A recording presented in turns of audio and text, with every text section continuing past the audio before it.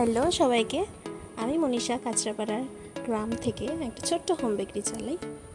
আজকে আগের দিনে সেই লাস্ট ভিডিওটা কমপ্লিট করব, মানে আজকে ফুল ডিজাইনটা দেখাবো।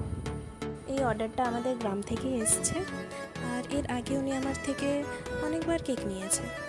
আজকে আমি দেখাবো এই কেকটার রিভিউ। এরকম রিভিউ পেলে খুবই মনটা ভালো হয়ে যায়। এই কেকের অর্ডারটা আমি একদিন আগে পাই। ভাবছিলাম যে কেকের অর্ডারটা নেবো কি নেবো না, কারণ একটু টাইম লাগে কেক বানাতে, সেট হতে টাইম লাগে।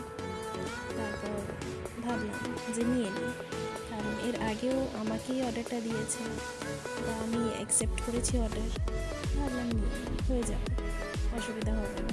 কিন্তু একটু প্রবলেমে পড়ে গেছি, কারণ হচ্ছে এখন যা গরম, ক্রিম এত মেল্ট হচ্ছে, খুব প্রবলেম হচ্ছে কেক বানাতে।